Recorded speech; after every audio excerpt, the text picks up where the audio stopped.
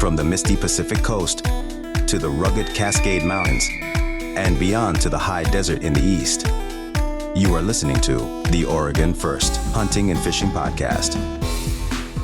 Welcome and thank you so much for tuning in to the Oregon First Hunting and Fishing Podcast. My name is Bryant, I'm your host, and I'm joined today at the Northwest Mountain Challenge with my guest, Boaz Koski. Did I say Koski right, or is it Koski? It's Koski, yeah, short O. Koski, great, perfect. He is the man who wants to help you financially in the outdoors. Yep, absolutely. I'm allowed to say that? Yeah, okay, good. Remember, I have a quick announcement. Please follow us wherever you'd like to stay up to date. We're on Instagram, Facebook, we're on... Actually, that's all that we're on. Uh-oh. So, Facebook users, I want to encourage you to join our Facebook group. That's Salem First Hunting and Fishing Club, because we are based out of Salem, but we do quarterly events. We do trap shooting, rifle sighting, duck hunting, fishing, and we would just really love to have you guys join us. So to find out more about our next event, go to Salem First Hunting and Fishing Club and join that Facebook group. Another quick thing, if you could please share this show. If you can get even one person to subscribe to our show, I was thinking about it. If every one of our subscribers told someone to subscribe to the show, it would double in size overnight. Wouldn't that be amazing? So please share the show to someone that you know who loves hunting and fishing in the Pacific Northwest. Finally, I always want to point us back to the feedback, what do I call it? The feedback form. So if you go to the link in our Instagram bio, or if you go to our Linktree, you'll find this feedback form that we have, because I want you to tell me when I say something completely wrong or stupid. I want you to submit questions that you're curious about to ask our future guests. And I just want to hear from you about how you like the show and how we can improve. So make sure to do that. Okay, now we can get on with it. In this episode, we're going to mention the Oregon Sports Pack Slam. We're going to talk about fire season hunting access, and we're going to talk about hunting on a budget. We're going to have a great conversation with our guest, Boaz. Boaz, thank you so much for joining me. Definitely, Bryant. It's been a pleasure. We've been out here for 4 days? 3 days.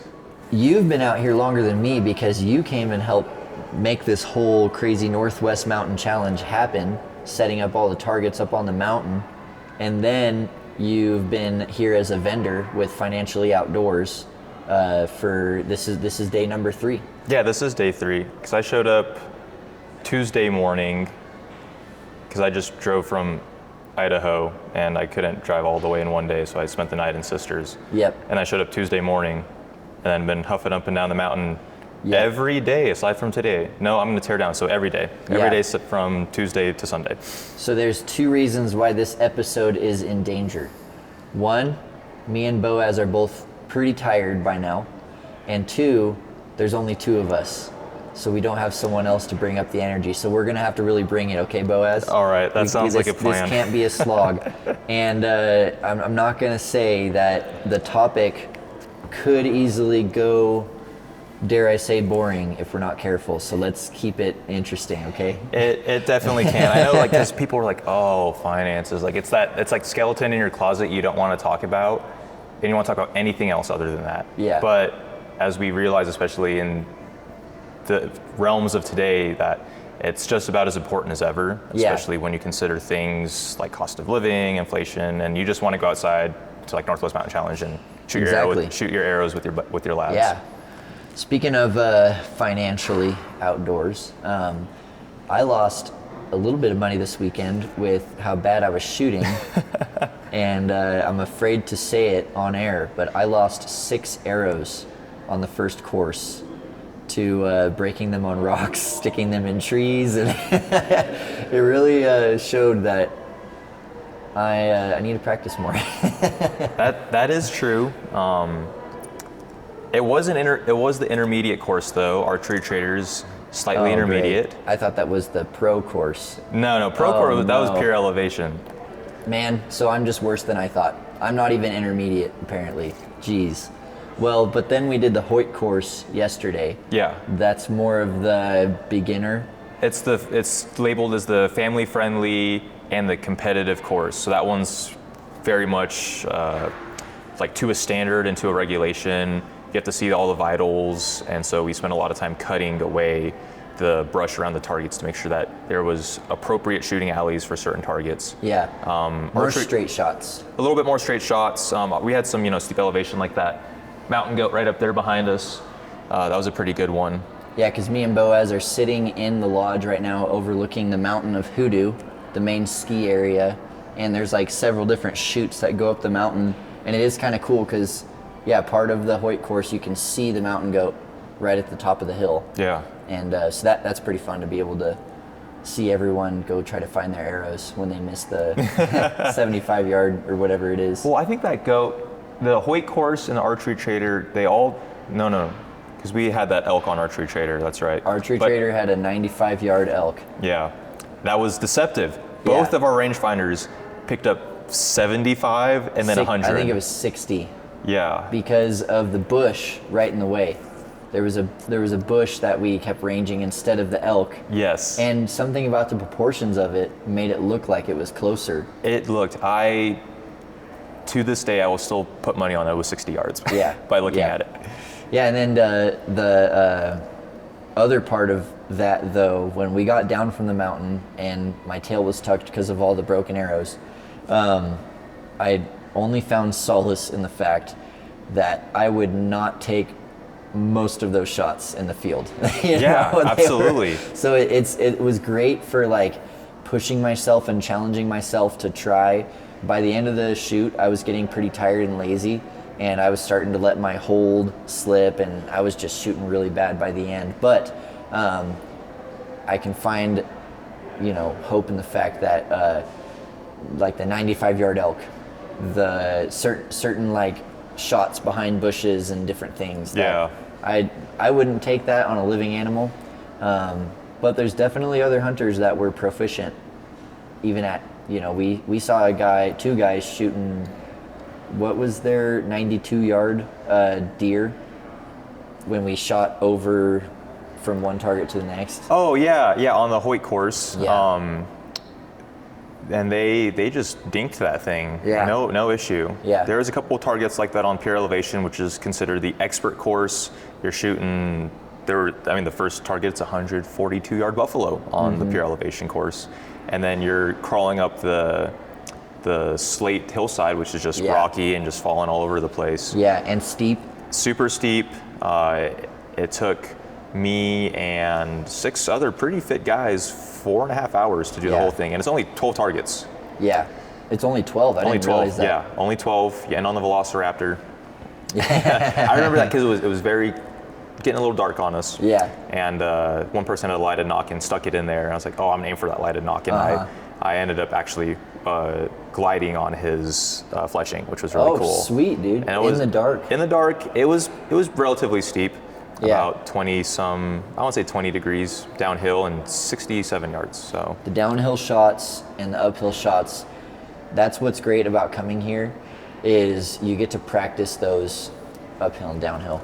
The cool thing about pure elevation is it starts down here by the lodge for anyone who knows Hoodoo, and then you hike all the way around back and up the back of Hoodoo to the tippy top of the mountain, and then you shoot your way all the way back down. So just super cool. Before we get too far though, I want to introduce you guys to Boaz. You've heard him talk already now, but a couple sentences. He served in the Army as the security detail for a chaplain before returning home to Washington. He's married, has 2 kids, loves the outdoors. He's been a hunter since he was a kid, primarily nowadays a bow hunter, although he has done a lot of rifle hunting up there in western Washington, so very close to home for me. Boaz is now a financial consultant, and he's beginning this new brand called Financially Outdoors, and his goal is to help hunters understand how to be wise with their money, comfortable in the outdoors. But I mean, it's not just advice, or sorry, I said the wrong word. No, it's fine. Okay, it's and I edit these, so I'll cut out that little mess up. Yeah. It's not just though that he thinks he knows everything about finances and he's some smart guy, but he actually is working on his licensing and becoming a professional in the financial field. And so you can look for, what's the umbrella company that you work for? So the way my organization is structured, or I should say how I'm able to do business, is the firm I operate my brokerage through and everything else is Dominion Wealth Strategists. They are very much a faith-based firm, and through their enterprise, I started working with them about a year and a half ago. And once you hit certain marks, you're able to basically make your own brand and do your own form of business in your own market that you want to do, however you want to do that. Once you hit your goalposts that you want to hit, then you can essentially start branding yourself out in your own field that you want to work on specifically. I see. And so for me, not that I don't like helping the church grow and trying to put everything at the footstool of Christ, but I really just like working with outdoor people. Yeah. So not just hunters, but also anglers, hikers, campers, anyone that's just trying to be out here in God's creation. Like that's my number one thing, and we'll get into this later, but that's like where I feel the most at home, to be honest. Yeah. And he is a deserter. Just a couple weeks ago, moved to Idaho, and made the move. It's not just you didn't just move right across the border either. You moved 10 hours away from where we are here in Hoodoo. So quite a big move. But do you want to go ahead and give your disclaimer? Yeah, sure. So I am a deserter. Yeah, not because I don't love the Northwest, but I just kind of got priced out for our goals in the future and stuff like that. Yeah. But as a quick caveat for things that might be said in today's episode is there's nothing going to be exactly specific for what you should do specifically about your finances, but maybe some tips and tricks have helped many other clients in the past, and what that might be through, and whether it's like budgeting or maybe some rules about general finance. Tips and tricks, but just things to consider, and we'll talk about that more in depth later anyway. Let's get into icebreakers. You ready? Ready. Fishing or hunting? This one was a little hard for me to think about. My early part of my childhood, I lived on the Klamath River, and I'd go fishing all the time. I love fishing. Yeah. And then right around preteen, started hunting. Getting pretty serious into hunting, and ever since then, I mean, I love the land, and I think I'm a little hydrophobic. I have a little bit of fear of water, to be honest. Yeah. Pools. I don't know why pools get to me, but throw me in a river, I'm fine. Oh, okay. So I don't like seeing the bottom. Normally it's the other way around. Yeah. I don't like seeing the bottom. Yeah. But hunting, I enjoy hunting. I enjoy the challenge. It keeps me fit, and it's really cool just seeing all the interesting things and not having to worry about, I don't know. It's captivating to me. Yeah. Bow or rifle for hunting? Archery through and through. This is where I've been for a long time. Most all my big game are with a bow. Yeah. Deer or elk? I enjoy deer hunting a lot. I would say I've been pretty successful deer hunting, but I enjoy elk hunting through and through. Sure. It is the most challenging, and I have yet to get a elk with a bow, but it is there for sure. Yeah.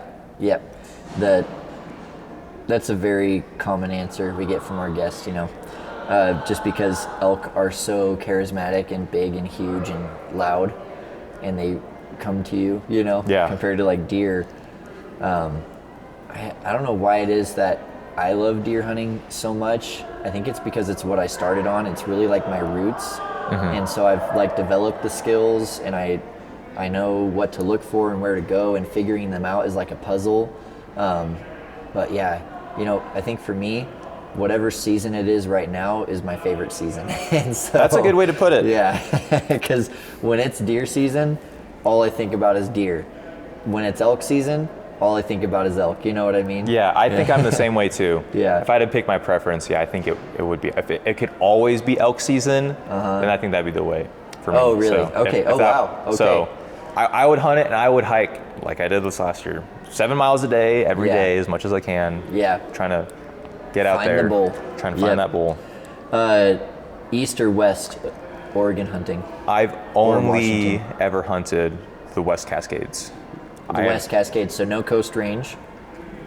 A little bit coasters. Well, how does Washington work? Because in Oregon we have very clear coastal mountains, big old valley, and then Cascades. At least in the part of Oregon I live in, you go to Southern Oregon, they kind of start to blend together a little bit, but then you hit the Columbia Gorge, and that's its own kind of territory. Yeah. But from there on, is Washington have a big valley and coastal and Cascade? We're kind of split down the middle. There's some regions here and there. So I grew up hunting in Southwest Washington, Vancouver, Longview area my whole entire life, like the Mount St. Helens Reserve. Okay, so I'm very, very familiar with that area. Yeah. And I've hunted the north up by Seattle and Bellingham on occasion when I was a kid. Sure. But really the Cascades just cut that state in half. Got it. East, west, and then you have the Sound, you have the Peninsula area. The Olympic Peninsula it is a rainforest. It is a literal rainforest. Yeah. Never hunted there, but... Which, talking to other guests from the Olympic Peninsula, it sounds more familiar to like what I hunt versus we're at Hoodoo right now. It's the mountain here is completely different than what I'm used to. Is this closer to your West Cascades? No. Okay. Yeah, there's minimal undergrowth here comparison. Yeah, okay. At least the terrain I hunt is large undergrowth, blackberry bushes, vine maples. Sure.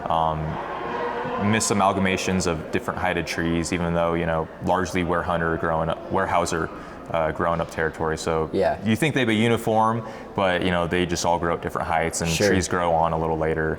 Yeah. So just more used to that style than these, high altitude trees and environment. So it's definitely different. Much more, I would say, mud and clay soil than kind of rocky and dry. Got it, yeah. So then that is more like what I'm familiar with. So that helps me kind of understand who I'm talking to as well. Last question, Washington hunting or Idaho hunting? I really don't know. You hear the glamour stories of hunting in Idaho. Yeah. Of like, this is, the big animal, these are where people are pulling stuff out of. And you hear some in Washington too, and I mean, wasn't it this last year that someone got this huge bull, broke the Washington state record up by Bellingham area. Wasn't it the world record? Or the world, North American record, something like Roosevelt? that. Yeah. Yeah. And all the controversy associated with that is really funny. But there's trophies on either side. I am very comfortable in Washington, of course, but I am very excited to start hunting Idaho. And I now moved to the southern Idaho, but I also drew a deer tag this year out of state. Yeah. Went back when I was in Washington for the Panhandle, and so I'm very excited to hunt that with my hunting party this year too. So I'm honestly right now 50-50.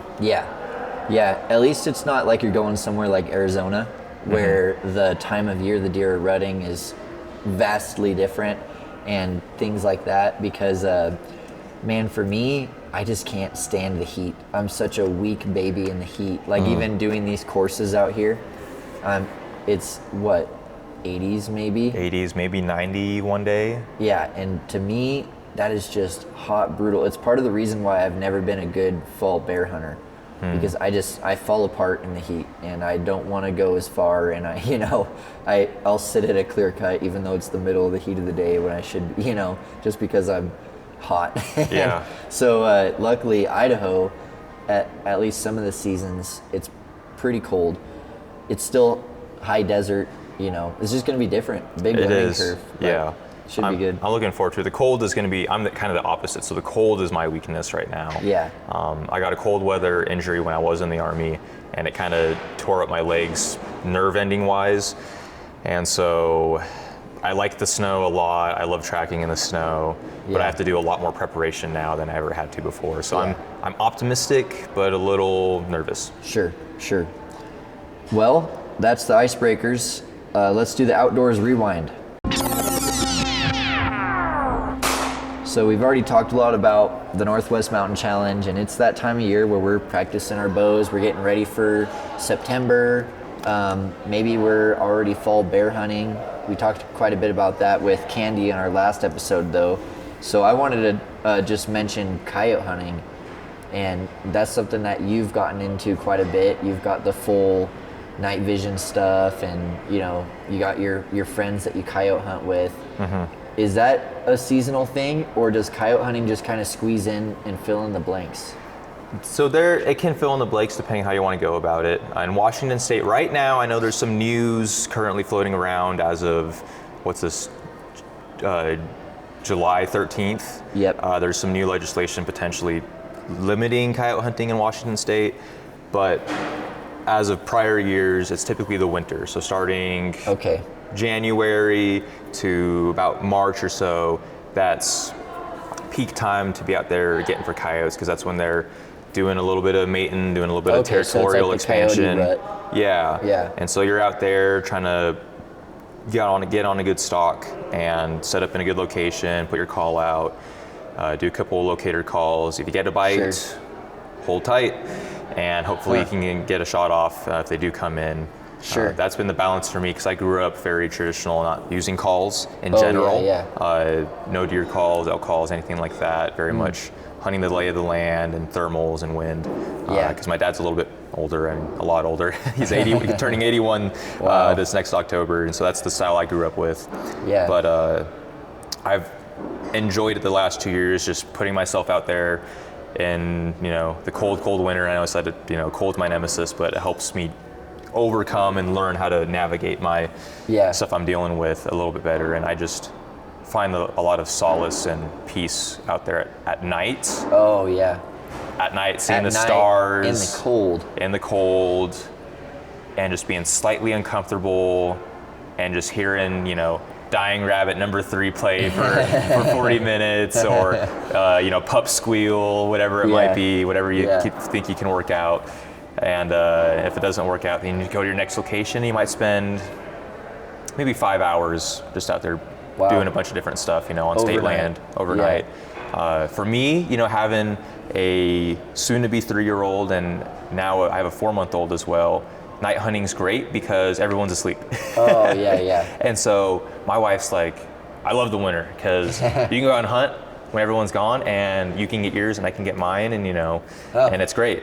So I like it for that aspect a lot too, because I want to obviously be there and help support my wife in any way possible. And when you're gone, you have maybe a little bit of a feeling you're a little bit selfish sometimes. If you're doing it for me, I feel that. So I feel that even being here, because my family's all back home. And I just know it's hard for my wife to take care of the kids by herself. And so definitely that's a big benefit. So the January hunting, January through March, is your part of Washington, does it get snowy or is it pretty rainy? It depends where you want to go. I'll climb a little bit. You don't need to climb far in Southwest Washington to get some snow. So for the ones in Washington or people that are looking, I'll name drop locations. I don't care. Sorry, Boaz. On this here podcast, we do care. Listeners, you're about to hear a bunch of skips and pauses as I take out all the honey holes that Boaz just tried to drop on us. If you want to find some good spots to hunt, just head to the mountains and find them yourself. Thanks for listening. The unit, where I spend a lot of my time. There's some areas here and there I won't drop as much because I know a lot of my other friends hunt there more popularly than that area. But it's state land, and you can just drive up in there, make sure you have the Discovery Pass, all of their stuff, and you just go out there, have a good time. And then there's other places, area really popular, a lot of campers out there, and so you got to be careful and know the lay of the land. But when you have thermal or night vision, you can see where other people are at across the valley, as long as there's good illumination or not too foggy. So but you do like getting to the snow as opposed to hunting the wet ground? I do like the snow, just because you can look on the track and just, that's within a day, or that's this morning, or something like that. Really easy in that aspect. What about because in January there's always like a week or two of just crystal clear, freezing cold, where it's like kind of drier out. Those blue sky, super cold days, are those pretty good for coyotes too? I like it for loom. I always say loom, I say illumination. So, because I use night vision, a lot of guys use thermal. Yeah. And so using ambient light for your night vision device really helps you see across your field that you're overlooking. It lets you see past, so you can identify if there's someone down that way. Yeah. And night vision is not like what the movies make it out to be sometimes. Sure. You're equivalently looking through a toilet paper tube, and it's kind of like you're playing a Nintendo 64. Oh yeah. Yeah, I feel like my set's a little bit better than others, or at least maybe the average, but still, I want to have the availability to look down where I'm at. So I'll take like my infrared flashlight before I start setting up, and I'll just quickly flash it in the field to make sure that I don't see anything reflective or bounce back. Because there might be a camper, especially in the area. Sure. I just, want to know my backstop and what's behind it. Yeah. Make sure it's all clear before I start setting up a call and all that other stuff. So in the summertime though, August, not so much. It's a different environment. I typically just do coyotes in the winter. Sure. Yeah. Summer you can kind of get away with maybe like, from what I've heard and experienced, maybe some pups fighting or distressed pups or, okay. And then the mom will come out because, the pups will be kind of young. Yeah. And then from there you can if you want, but with fire season going on, forest closures, it makes it a little difficult. And then there's even more people out there camping and doing silly things. I think we were talking about the other night, I was out camping with some friends, gonna go do some just general hiking on a Saturday, and these teenagers rolled up on us in the middle of the night, and we're like, this is really weird. They didn't even acknowledge us. They just drove by. So we talked to them later, and it was all fine, but you just never know who you're gonna walk out on public land. Yeah, so. people just out there doing whatever. Yeah. Yeah, when I'm out duck hunting, you're out coyote hunting, pretty much.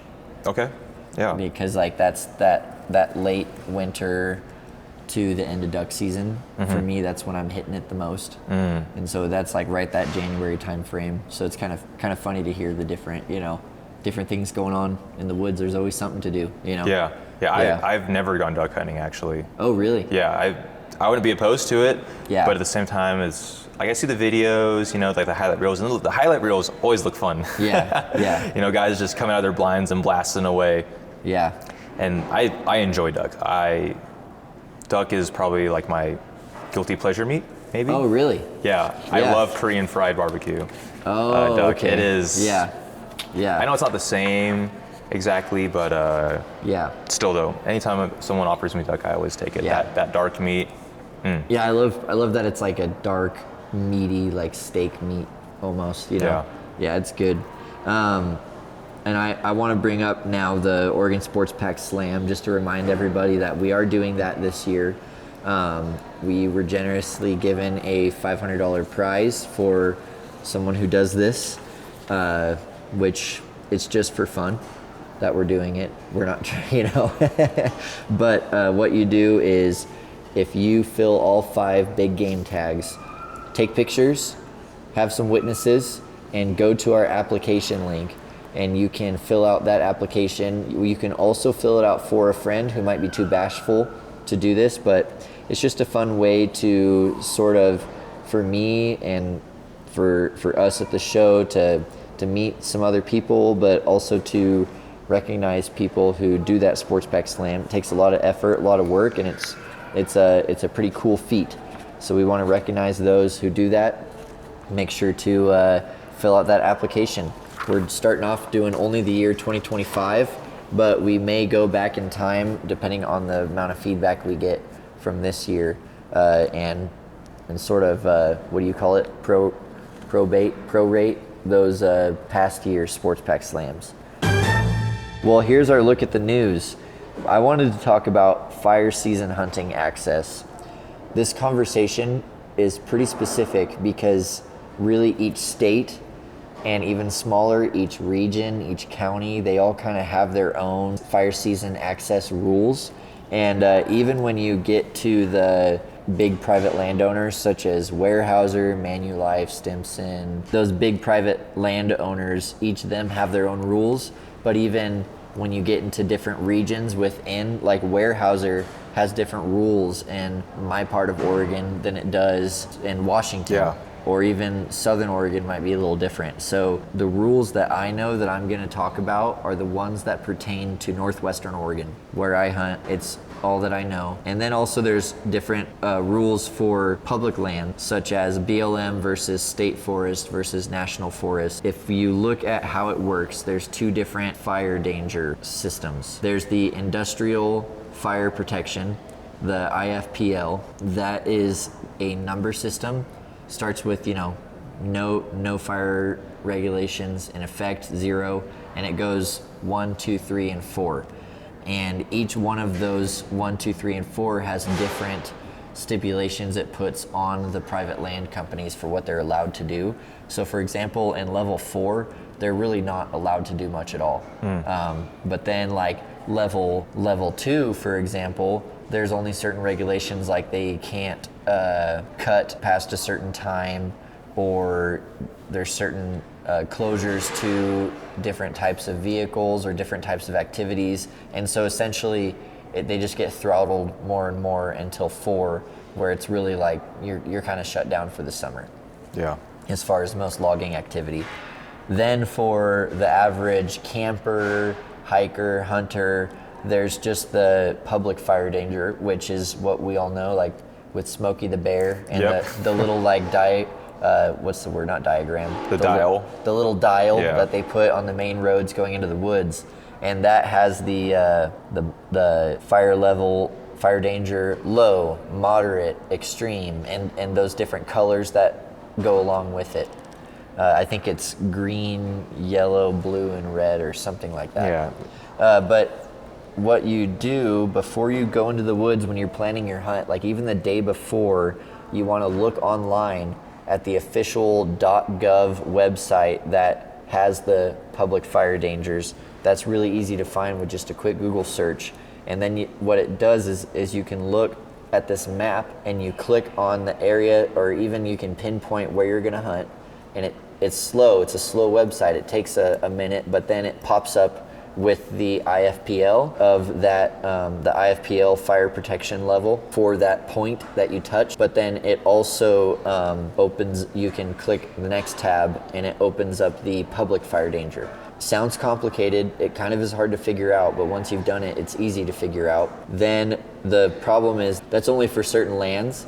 If you click on a BLM piece, it'll say this is managed by Bureau of Land Management, and then you have to go to a different source to find their fire danger level. Weyerhaeuser is pretty easy in that sense, because I'm a Weyerhaeuser permit holder for my area of Washington for the specific permit you buy it for. Yeah. They have a hotline you can call, and you can literally it'll be an automated voice that tells you, hey, this is the fire danger for this level. Yeah. If you're a permit holder, obviously you have to bring your mandatory items into Weyerhaeuser no matter what. So that's going to be your pointed shovel. It's going to be, or your your Polsky, the one that's like the axe shovel combo. Yeah. I can never say that thing right. And then you need an axe, you need a 10-pound fire extinguisher, and obviously your permit as well. Yeah, the hotline is a big help there for sure, because it just gives you the daily updated information. So I actually have the hotline saved in my contacts too. Oh, nice. And yeah. just so I just pull it up, if I'm worried about it. You're in the middle of deer season, or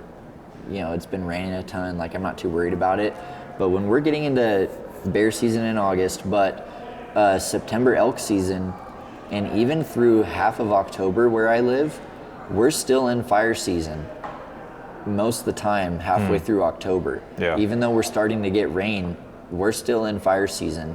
And a lot of people don't realize that. I've gone out on the first couple weeks of elk season, and I've seen people on land that's very obviously closed if you did any kind of research whatsoever. Yeah. And they're just out there bugling away in clear view from the main road, And Risking it for the biscuit. They're risking it for one, but also it kind of makes me a little upset because it's like, dang it, I was waiting to go in there until it opened up, Yeah. But just to give an overview of my part of Oregon, the regulations that they have. So BLM is open access during all levels of fire danger. National Forest is open access. Tillamook State Forest is open access with a shovel or fire extinguisher or 5 gallons of water. Hampton, all of Hampton's land is closed until level 2. Hancock and Manulife and all the collection of companies that are under Manulife now, those are also all closed until level 2. So that means level 2 and above, you cannot access their land. Stimson is even tighter. They're closed until level 1. Wow. So, you know, Stimson over the last couple of years has been limiting access more and more. Nowadays, you can't get onto their property until after 4 p.m. On a weekday, and on weekends you can go in there all day. Yeah. And they're much more strict on the sunset closure. So you got to be careful if you're packing something out past dark. Stimson is just way more strict than they used to be. So really be careful on Stimson. Then Weyerhaeuser, this was surprising to me. In my area, whoever leads the Weyerhaeuser district guy, like most of the land is non-permit. Like you can just go on there. And also they're open all the way till level 4. You can go in, you have to have a fire extinguisher, but to me that was pretty crazy. I would have thought Weyerhaeuser would be more locked down because they'd be closer to Simpson. Yeah, because in so many different regions, they are the most locked down, permit only, landowner. Yeah. So that's enough about our look at the news, fire season access. Hopefully the big, long, rambling rundown of all the rules could help. But also if you join our Facebook group, Salem First Hunting and Fishing, I am pretty good about continually updating the fire season access as it changes. And, I get like alerts and stuff. I've set up different things I pay attention to, access rules. And so you join our group there, and I'll keep you updated for the local guys. But if you live elsewhere, you're on your own. Figure it out, and be safe out there. Don't start any fires. Let's get into our conversation with Boaz Koski.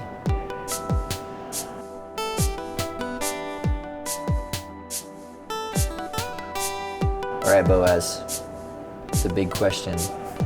You've listened to the show. I ask this to everybody. Yes. Share your favorite hunting or fishing story. If you would have asked me what it was maybe 6 months ago, I would have a completely different answer. Wow. So this is recent. This is recent. I was out scouting late season with my dad, just driving around the woods in my truck, and he was sitting passenger seat normally. He's the one driving. Yeah. And then my son was in the back seat. And we were just driving around, looking at stuff. And we saw a nice sized herd, about 23 cows. Cool. And about, I think, 1 or 2 bulls. Nice. And they were, honestly, like where we're at in the ski lodge to that hillside on this run right here that you see. I mean, either one, that's about the same distance. What are we looking like, 300 plus yards? Not even, I mean, just like straight across. I don't know, like 150? Oh, wow. So, okay. Close. Right there. Like we're on the road here, we're across a little like short dip, like just like this. There's a whole hillside, and see the whole herd right there. Like we start counting, and I was like, I rolled my oldest son's name's Ruben. I rolled his window down, and he loves looking out the window, and so I just rolled down a little more because I don't want a rock to fly in and chip him in the forehead. It happens on the gravel road. And he looked over and he see him. He started pointing, and he just gets super excited because we're excited. Yeah. I get out of the truck and I'm looking through my binoculars. My dad's looking through his binoculars. Yeah. And he's just like. And I think he starts making like cow sounds, like moo, because it looks like cows from our way. Yeah. Uh-huh. And that moment, I just took like a pause. I pulled out of my binoculars. I was just looking, like my dad was looking, and he was talking to, my Ruben, and just like they were going back and forth, and I was just like, this is what it's about for me. This is so cool. This is my number one moment right now. Oh man, yeah. I love that you were able to recognize that, take a step back. The multi-generation aspect of it is so special. Yeah. That it was your 3-year-old son. Yeah. And your 81-year-old dad. Yeah. And you, almost to 30. Yeah, close enough. Close enough. And, that's special. For me, too, those moments when like I see my son's face light up, it's like hard to describe why that's so special. Yeah. I guess it's because you see the fire, like, he gets it. Yeah. He's like excited and happy, like, you found the elk, you know? Yeah. Yeah, that's cool. That's cool. Thanks for sharing that. Talking about the subject at hand, you know, I'm curious for you, like, where did your knowledge, your passion for finances come from? Well, I guess I should start from the time I was 13, I guess.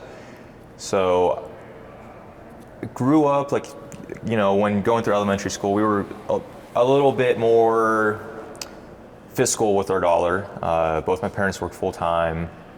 My dad worked a weird graveyard shift. It was like, you know, middle of the night to like 8 in the morning or something like that. So we'd be leaving the house at 11 p.m. And my mom worked the opposite swing shift. So from like noon to like midnight or so or something like that. Yeah. And so they were just like bent on making sure that they were able to provide and fit their financial goals and, you know, pay off the house, pay off their cars. They wanted to make sure that, you know, I was taken care of, and then I have a little brother about 10 years younger than me. And both of them grew up actually really poor, really, really poor. There was a couple of times in my dad's life he ate chicken scratch for food because they had nothing else to eat. You know, dirt poor farm in Wahkiakum County, Washington. And my mom, she grew up on an island in the Philippines, similar situation, pretty poor, but had, you know, both of them had just enough resources to go to school, do what they needed to do to, you know, propel themselves in life to, you know, somehow eventually meet up. But anyway, so around 13, that's about when my dad retired. That's when I about started mowing lawns for all the neighbors because I was the only kid on the end of this long road. And so most of the folk up there were retired, and they're like, oh, let's have the neighbor kid just mow our lawns. And so my dad started coaching me on how to, you know, allocate my funds for the future. And he's like, look, you can spend it now. You know, spend your $10 now, or it could potentially grow, and you can maybe spend 20 or 30 later. And I'm like, okay, that sounds kind of cool. And so I just asked some questions like, well, how much does this cost versus that? You know, how would I get to buying this if I don't have the money? And so he explained what a loan was, and interest rates and things like that, like very basic financial education and literacy. And I was like, okay, this is interesting. So I decided then that I wanted to kind of put myself in a position where I just wanted something to grow. I like seeing the development of things. And so we opened up an account, and from 13, I started allocating for my future. And at that portion, I did some, you know, individual trading on my own, you know, not related with anything else, learning about how the relation of supply and demand works in the market. How to execute a trade by myself. You know, the first time I did that, I was like really nervous. And I was like, and that was before things like Robinhood were super popular, right? Yeah, my dad was using, I don't remember at the time, I think they were bought out by another company, but whatever he was used to. And, you know, if a millwright and warehouser ended up making it work for him, I think a lot of people can with the dedication and the drive too. And so when I got my first professional job in the Army, that was my first professional job I ever had, got, you know, my nice W-2. I just wanted to continue the same trend. So I started allocating for my future. And, you know, I was like, this route, because the military offers a couple of different ways, at least when I was going in, to allocate for your future. They have the High 3 Legacy Program, which is basically the highest 3 paying years of your base pay. The government will pay 50% of that as your pension if you retire. 50%. So let's say, you know, your highest grossing years, you were made $4,000 a month. And so the 50% of that would be your pension, so $2,000 a month, for example. Most people, you know, they'll retire as like in Master Sergeant E9 or Master Sergeant E8. It's been almost 2 years since I've been out now, so I'm starting to forget. The E is like the enlisted and then the level that you are. So I got out as an E6 Staff Sergeant. So I think my base pay was, I don't know, I really, it's been I'm starting to forget, which is great. I think it's respectfully okay in a good way. But maybe I think 45 or 4,600. So if I retired as a staff sergeant, for example, then I'd get half of that as my pension. So you were in for 9 years, right? 7 years. 7 years. So I didn't qualify for retirement, anything like that. Sure. But then the new system that they had, which is called the BRS, the Blended Retirement System, has a combination of the legacy program, but also the allocation for using the thrift savings plan. So instead of getting 50% for your high three, it's only 40%. But you can use the thrift savings plan, which allocates for a Roth, a 401k, or a Roth 401k, I believe. So like different forms of retirement accounts. Different forms of retirement accounts. And then you get to pick how they're allocated. There's a couple different funds here and there that have their different growth models and how they're allocated on their own risk. With the IRA accounts, you're able to work with someone and like sort of have a say in where that money is invested. You do have a say, but because it's a government program, it's preset for you. So you get a little bit of choice in how you want to allocate for your future, but that's literally just how the system is, explaining that as bare bones as possible, you know? Yeah.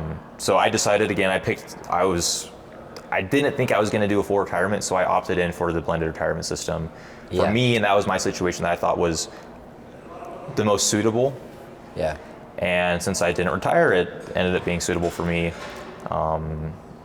And it's worked out pretty good, I would say, for my time planning for my own stuff, or taking care of my own stuff from 13 to now.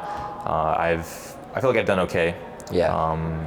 And I'm really thankful for the opportunities and education that I've had. And that's the big one, is because if you don't have the education to know when to step in or when to step out, it kind of makes things a little tough.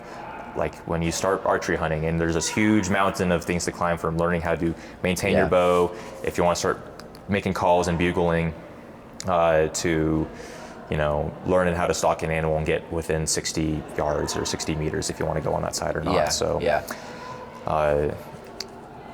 I don't necessarily like thrive and desire money. That's not the goal. Sure. The way I see the allocation of, you know, a currency is really just it's a tool that allows me to do what I want to do. And for me, that's spending time with my family, that's going outside, that's meeting people at Northwest Mountain Challenge. That's making sure that my kids and potentially my grandkids and next of kin after that can have a potentially better life than what I had, or even my parents. Sure.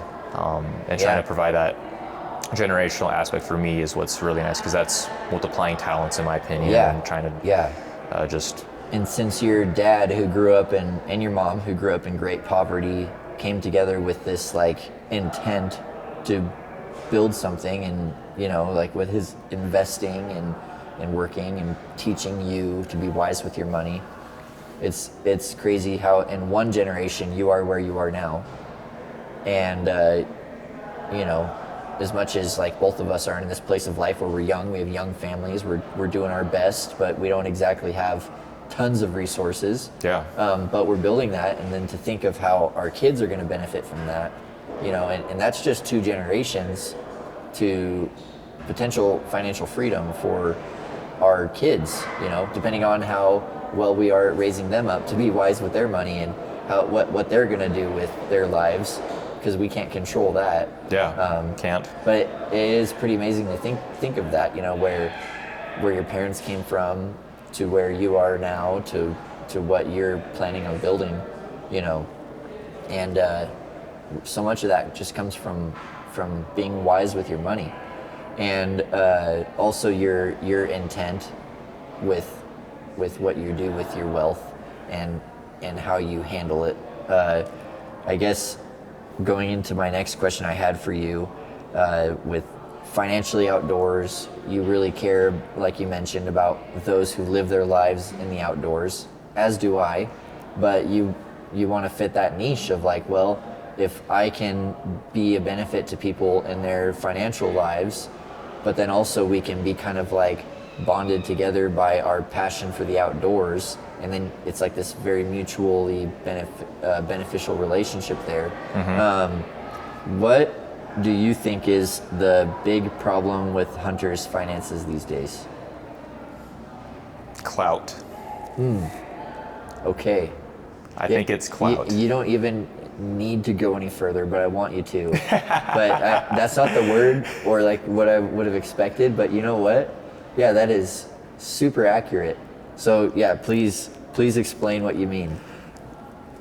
So you see the hunter influencer, the bright new shiny thing, the bandwagon everyone jumps off of, and like, I gotta have that. I gotta be this. I want to be part of the group, and that's great.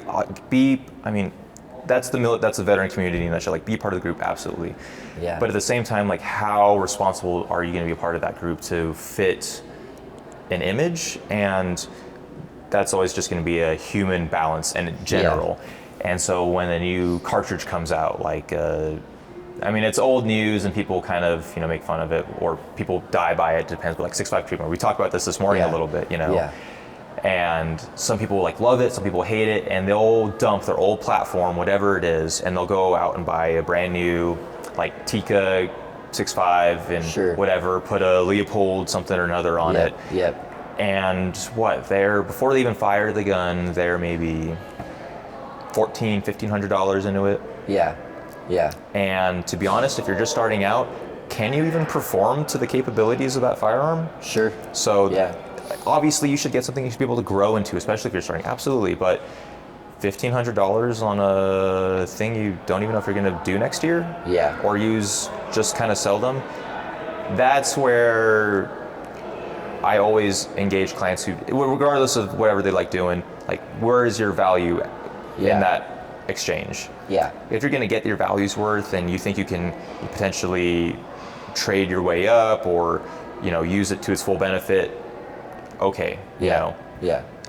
But when you just buy something to buy something because you like the camo pattern, or because it's what your friends have and you didn't do any research, or it's what your favorite hunting celebrity crush has, then there's maybe some questions to have. And I say that respectfully, because I just want to make sure that your effort, because you go and you leave your family for not just 40 hours a week. You got to drive to work, you have lunch, which is typically unpaid. So you do that 5 times a day, and you might drive 30 minutes to work, 30 minutes back. So that's an extra hour. So that's 45 hours and a 30 to hour long lunch. So that's 50 hours of your week away from your family that you're working, and you're going to put it towards something you're going to use for maybe, elk season's typically a week long. So a collective of another 50 hours. And it might have taken you a half of a month to pay for that rifle. Sure. That's where I just politely try and like etch this line in the sand. If you think it's worth it, I can't tell you no. Go for it. If you're gonna get your value out of it, sure. But if you're just following clout to follow clout, that irks my gears a little bit. Sure. And I understand everyone's position is a little bit different. Like, not everyone earns minimum wage. People earn more, and so they have spare change. And cool, if you got spare change, great. But meet your baseline. A majority of the clients that I talk to on a daily basis, they don't have their savings set up properly. They don't have 3 months of expenditure set up. They don't have an emergency fund. It's not even allocated in an efficient manner that makes any sense. It's just sitting in a savings, and money goes in and out, and they don't even track it. Wow. And I'm like, okay, that's fine. Let's help share some grace, some education.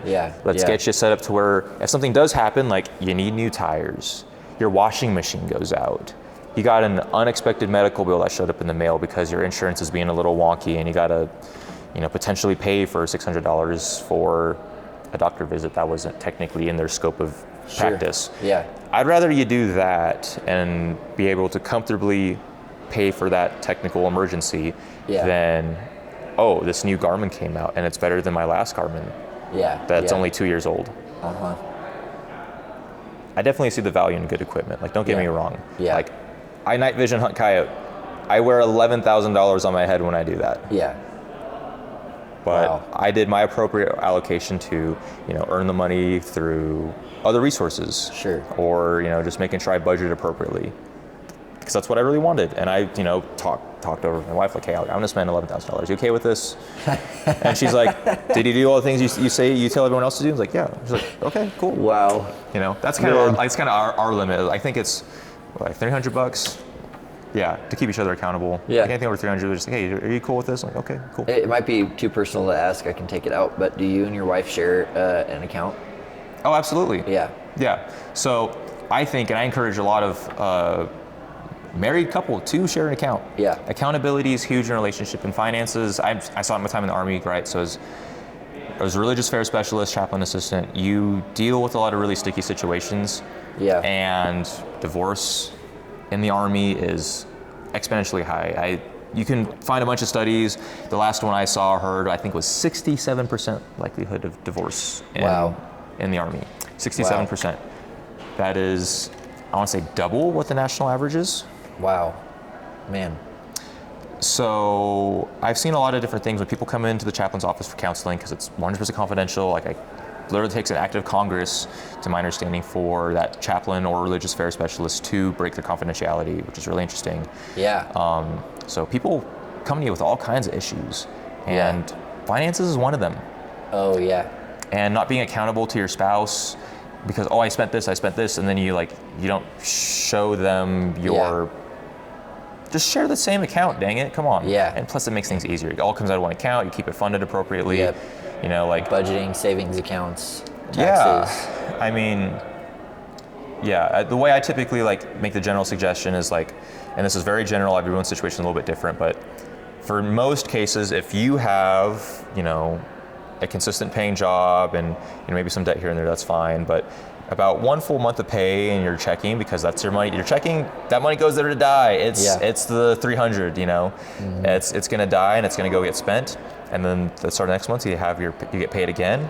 And then after that, you got your emergency fund saved up. About, maybe 3 to 6 months, depending on your comfort level and your goals. And that, in a lot of people's cases, might be a good place to start. Yeah. And to get there, having a decent budget might help. Yeah, so that's a good segue into my next question. So when I had a previous job, we got set up with IRAs. I was 18 years old. And so the IRA came with a financial advisor guy who manages my account. Yeah. We meet a couple times a year, talk about the investments. That's better than most people, to be honest. Yeah, he's been really great. He asked me if I want to move different investments and aggressive versus, short-term versus long-term, domestic versus international, all these different things that we talk about.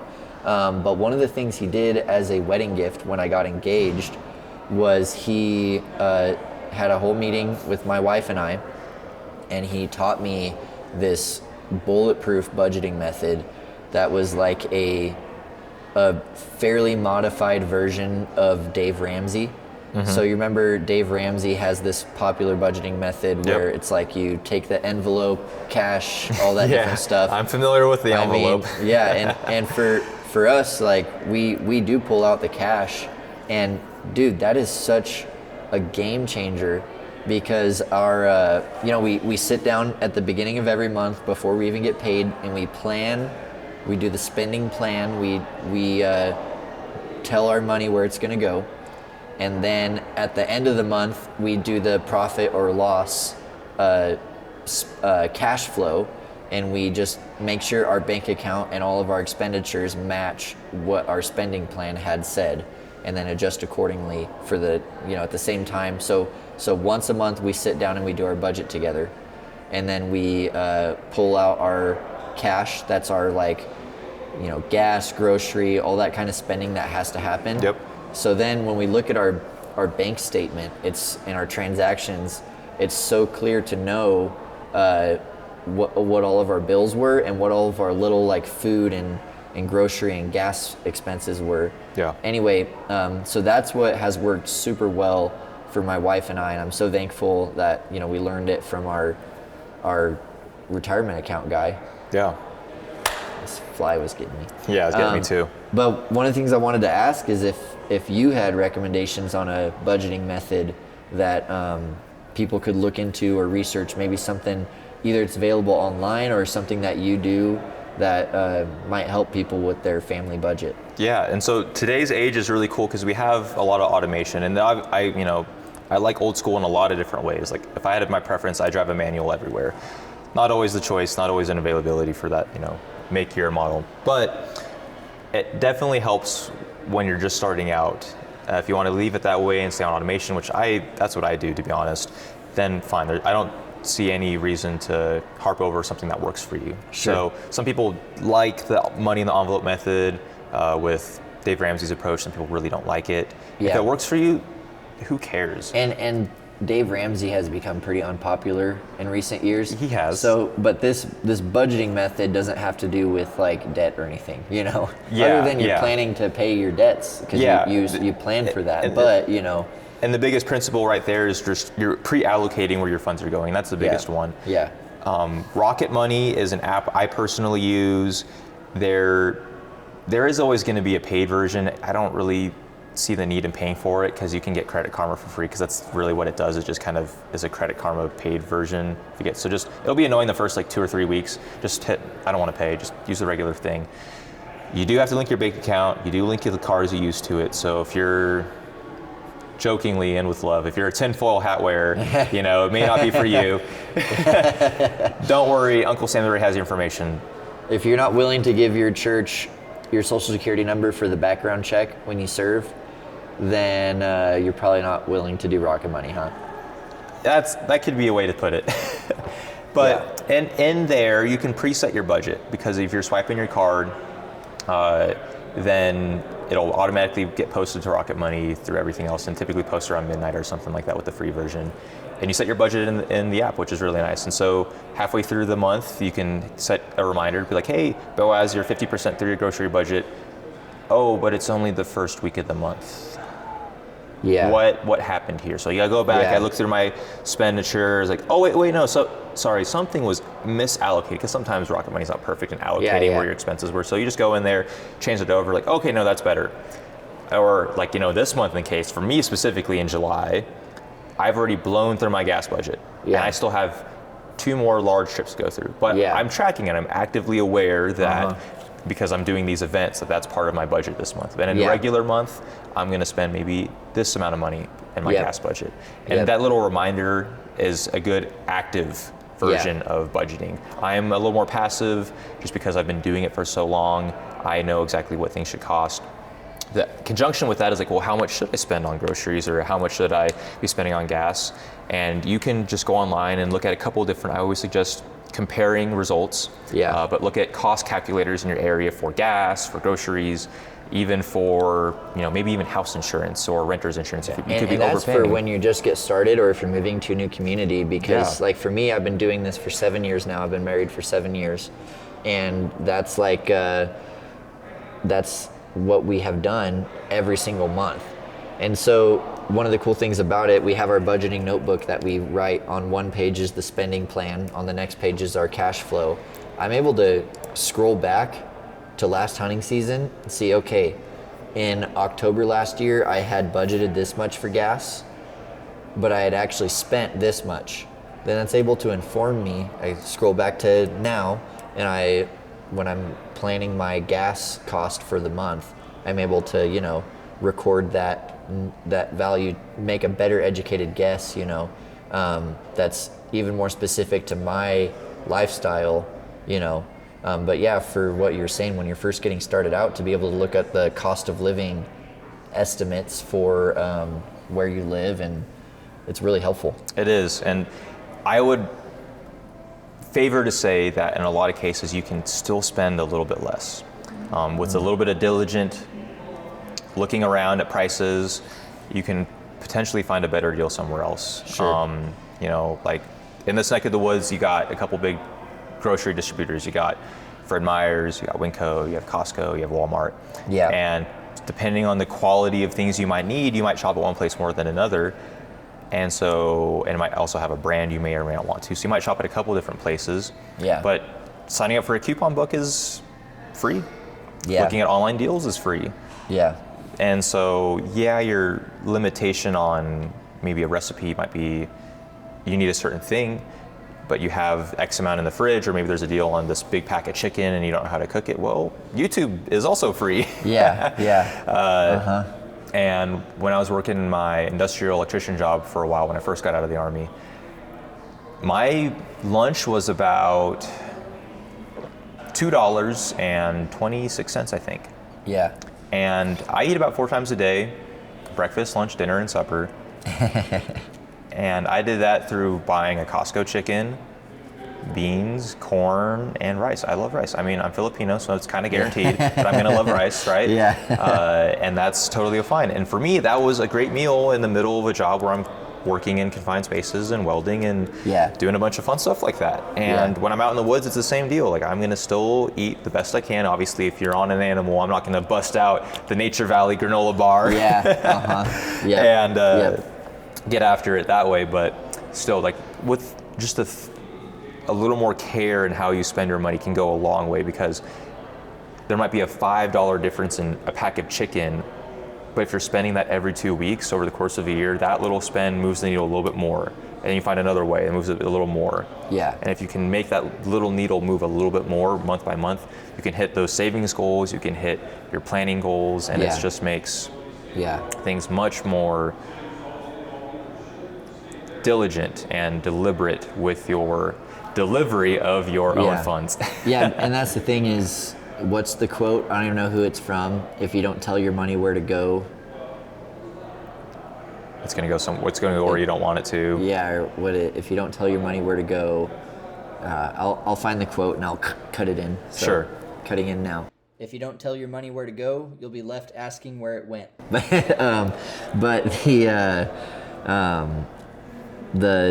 the thing, like with our family, you know, you're talking about how you can save money on food eating this way, and that means your wife has to be on board with that and all that. My wife is kind of a foodie. Like, we love to eat out sometimes, you know, and even like once a week we'll go eat out. And so we put in our budget when we're pulling out our cash, or if you were to allocate it with Rocket Money or some other app, you know, we allocate eating out funds each month. And so that's on top of our regular groceries, groceries are ever increasing these days. So that amount has to keep increasing it as much as it sucks, you know.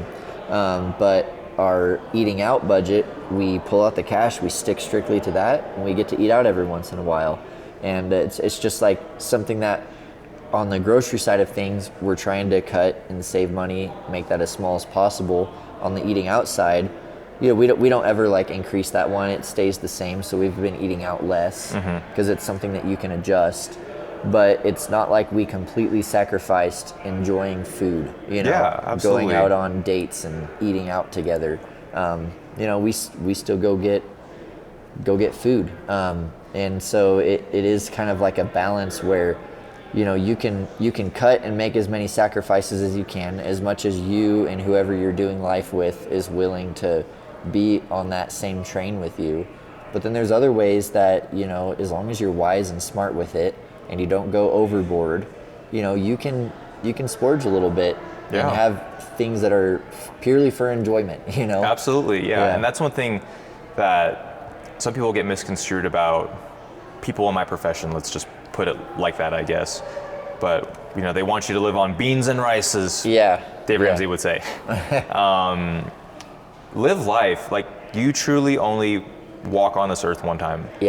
And there are a lot of portions where you are supposed to enjoy it. There are a lot of portions where you're supposed to work and develop other things, absolutely. Discipline, But in the case of, especially with your partner, you know, with your wife or your husband, you know, whether you're a male or female listener, I'm assuming generally men on this podcast. Generally. But when you're with your wife, though, like, that relationship is something you have to foster a lot. And one thing I've learned over the course of being with my wife for a long time is you still need to date your wife.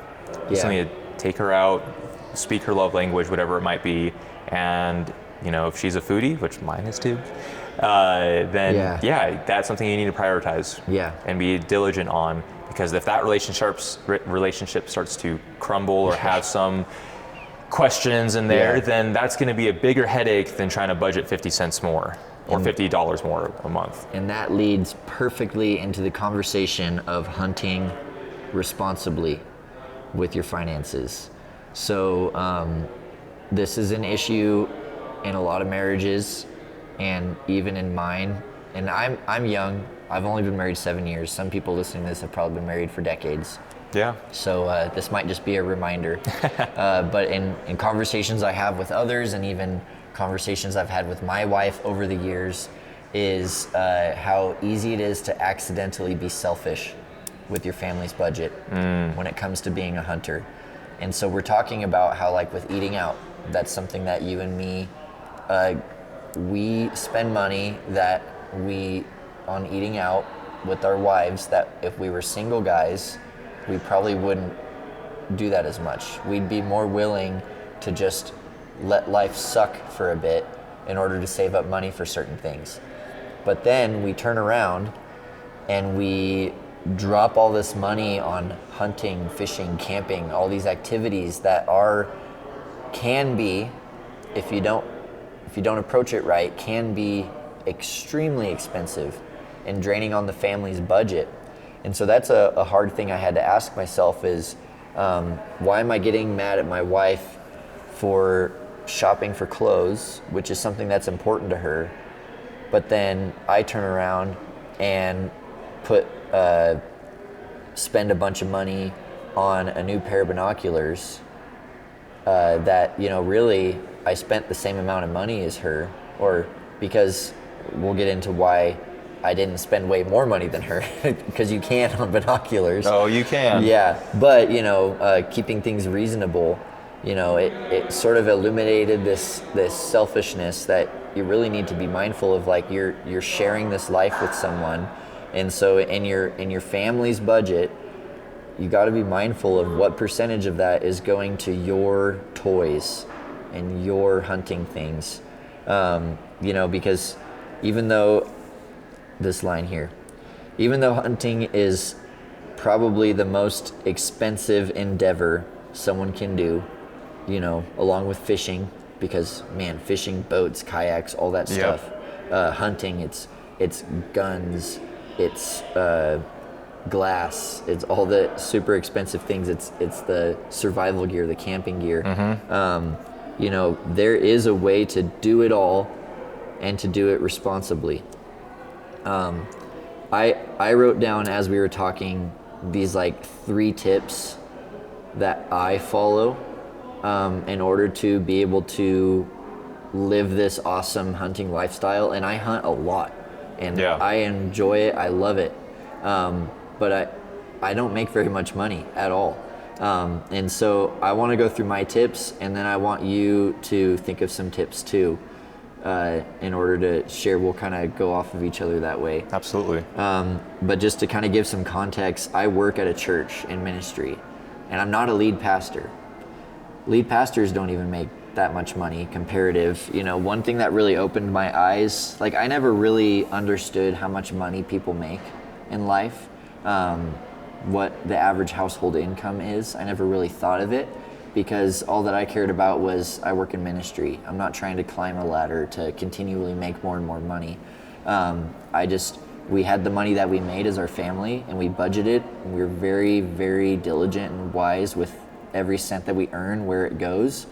And so we're able to, we own a house, we do things that we love, we own our cars outright, and we just were content. And as I started meeting more people, more young adults, there was always this complaint of no one ever having enough money, which we were always right there, it's pretty tough.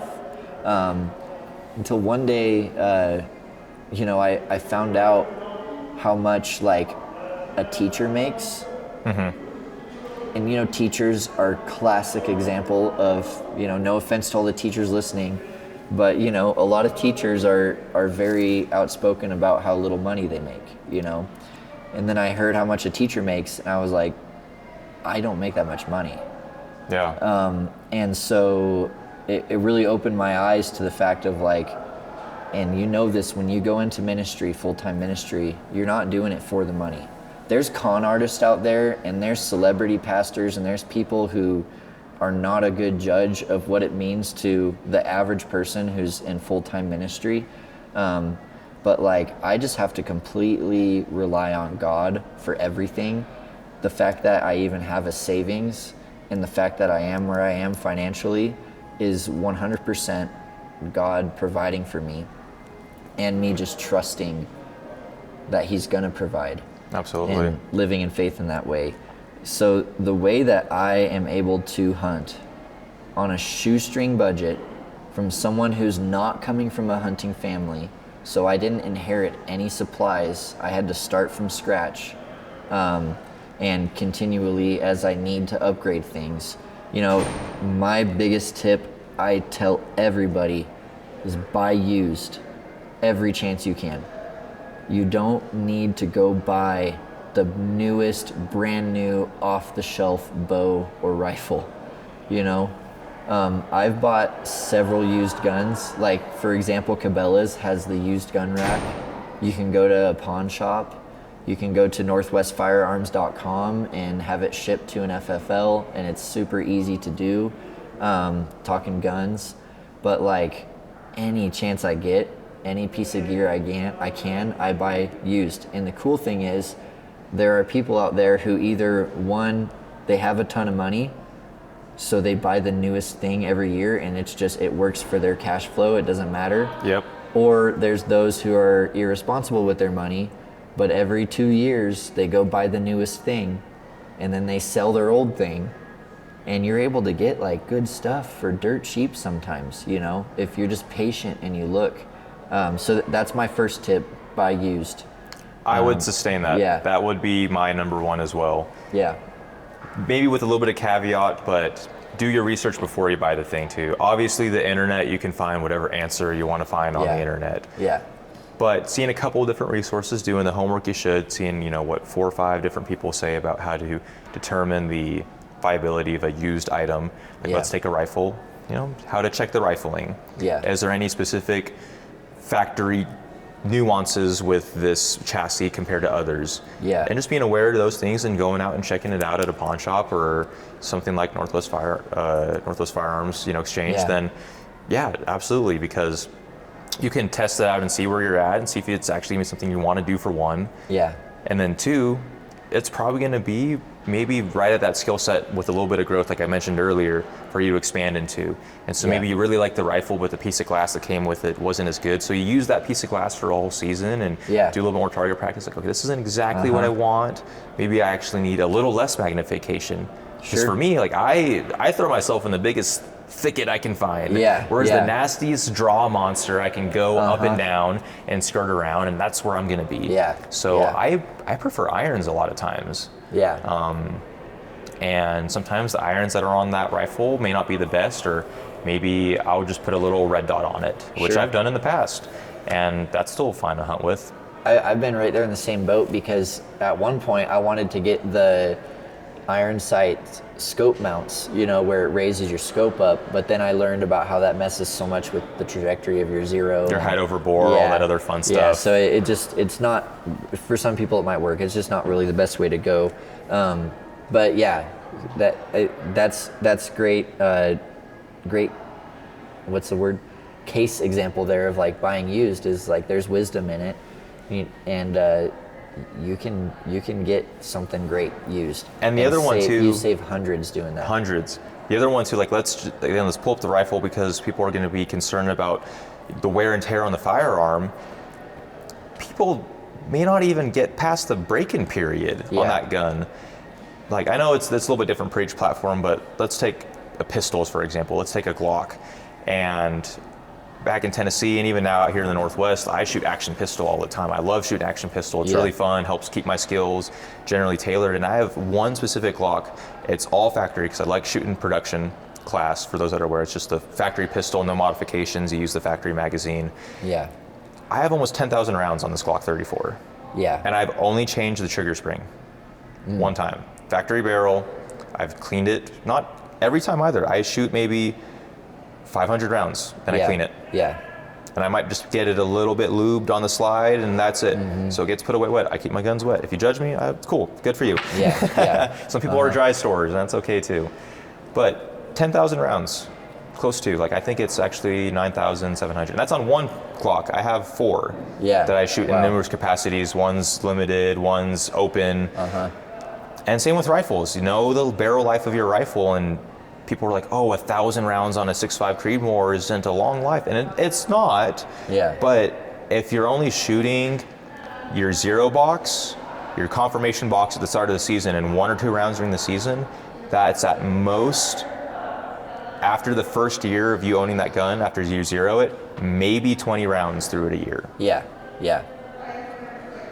You have the possibility to score great. And same with backpacks. I love backpacks. I love putting a lot of heavy things in my back and walking through the woods. Yep. I think the Army bred that into me. And you can get anything you want for probably about 50% off on Marketplace. Yeah. Facebook Marketplace. Yeah, if you're going for the good packs, you know, definitely. And an example of that, 10 years ago, when I got my first blacktail tag, I went to Walmart and I bought a $20 camouflage backpack. It has no support. It's basically like a kid's school backpack that only is supposed to last a year, you know? Yeah. It just, the only thing is it was colored camouflage. I got it. And I hunted with that thing for years before I even knew about pack frames and like internal frames and hydro packs and all this stuff that now like I have a pretty sweet day pack. Yeah. And I like Osprey. I run Osprey for pretty much all my packs. I'm a Kelty guy at heart. Kelty, yeah. I have a Kelty kid carrier. Nice, yeah, those ones are really good too. But the Walmart bag for $20, I still have it. I still used it for this duck season and turkey season, and I just bought the replacement this year for $40 at Cabela's. And it's like another camouflage packet. I call it my bird bag because you know I don't really use a camo pack for deer and elk hunting. But for birds, you do need that. I don't want to go too into the details on that, but it just shows that. I don't want to. That's point number 3. So let me backtrack. But it just shows that you can use stuff longer than you might think. The next tip I want to bring up, not to interrupt what you're saying about backpacks too much, but my number 2 tip is to collect slow. So one of the number 1 problems I see with new hunters is they get all excited, like you said. They buy the newest Tikka 6.5, they buy Leupold or Vortex, most expensive thing they can get. They buy Sitka or Kuiu or some crazy brand of clothing because they think it's what they need, because that's what all the celebrities tell them it's what they need. They get expensive packs, like just the most kitted out expensive stuff you could ever imagine, and then they go and buy the sports pack on top of that, as if they're gonna hunt every animal in Oregon on their first ever year hunting. It's just not necessary. When I first got married to Megan, I was making $1,500 a month, and she worked at a clothing boutique part-time, so I don't even remember how much she was making. Our family income was super low, but what we figured out, as I needed more hunting gear, that we could afford for me to buy one big thing each year. So my kit started off with I had super cheap Nikons. I had my $20 Walmart, or Nikon binoculars. I had my $20 Walmart backpack. I had my camouflage jeans, just like the cheapest gear you could possibly get. But then as I went through the years and my skills increased and my need for different clothing increased, I collected very slow. So one year I was able to get a new pair of binoculars, and I went with Leupold. Then the next year I was able to upgrade my scope. The next year, and so on and so on. That's why my tip number 2 is collect slow. Get out there in the field, do it as cheap as you can, but then as you hunt over the years, you're gonna learn the pieces of gear that you actually need to invest in. That way you're not going out and buying a $600 set of rain gear when really you should have put that money into glass or something else that's gonna benefit you further in the field. So I don't know if you have any input on that, collecting slow. I think that goes kind of, like having that opinion of having a mentor along the way, someone you can follow that has been around the block once or twice. And it goes pretty nice with collecting slow because you can see what they've done over the years and how their kit has developed. And you ask them like, hey, what did you get when you first started? Yeah, you see something that they have and you're like, okay, that's something I actually need, versus I was about to drop all this money on this other thing that we don't even need, you know? And potentially someone that hunts your style in your area even, that does what you want to do, and that helps frame the picture. Growing up, my dad was always what's the best season for this coming set of game laws? Yeah. And so I hunted muzzleload. I've got a couple deer with muzzleloader. I've hunted modern firearm, got a couple deer with modern firearm, and my first elk with one. And then I've been archery ever since because I like that season the most because I've been exposed to it slowly. But I had my dad to walk me through it.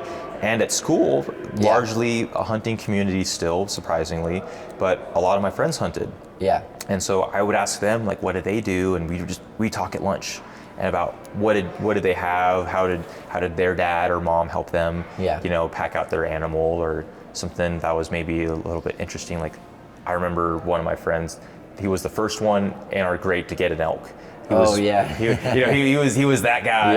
And I think it was around 6th grade or something like that. Oh, man, and we asked him like, how did you pack out your elk? What did he do? And he's like, my dad had to split that pelvis for me. There's no way I could swing that axe hard enough, because they used an axe. Wow. And I was like, oh, okay. And so I asked my dad, I was like, well, do you split the pelvis? And he's like, oh yeah, but I have a saw though. Yeah. And I was like, oh, okay. Well, they have an axe. It's like, well, it's just a different style. Like, oh, okay. So what's the pro or con? Yeah. And so now I think about it. It's like, well, my dad brought look, he had both of them. Like, this is my bone axe and this is my bone saw. And it's like, well, that's different than a regular. So you just start asking all the questions, and you're seeking to understand and seeking to learn. With that, and that mentor can be really, really keen, I think. And one thing I still just like about the outdoor community is you can just about ask anyone.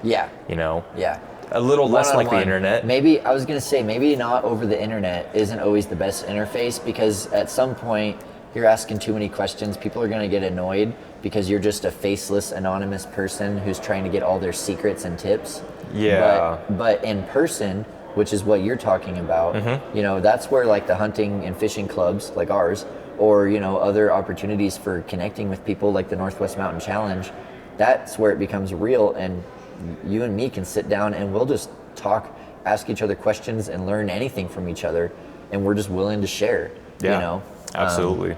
Because when you have that face-to-face, you're talking to a real person, and you actually kind of care about each other a little bit, there's that connection of like, this is a tangible thing, and kind of relates to your number 2.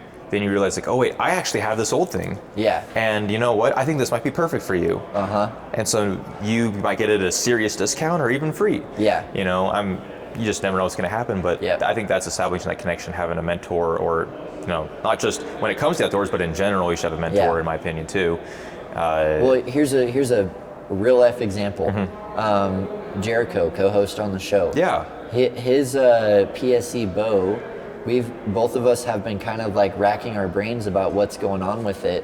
When the string came off the wheel, it was a little slanted, and we're having all these theories. I don't know much about bows at all. Jericho knows a lot more than me, but neither of us could really figure out why this wheel was slanted. We're like thinking, oh, hopefully the bushing is not going out, or the bearing, or maybe your limb is bent, or we're coming up with all these, and he's like all stressed out, like, oh no, I have to get a new bow, and this is like months of the off season that we're debating this, and he comes shooting and his arrows are hitting the wrong left up and until right. like 30 yards he was great, and then after it was a miss. You're rolling the dice. And so then we met Garrett, who's starting up a bow shop here at the challenge, and so Garrett knows about working on bows, and we're like, Jericho, just ask him. But Jericho has this fear of, I can't afford a new bow, it's just not realistic.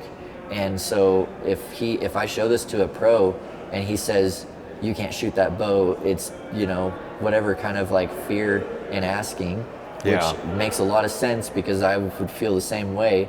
But like I didn't want to shoot the paper because I was worried that my bow was old, but then I shot paper and it was perfect.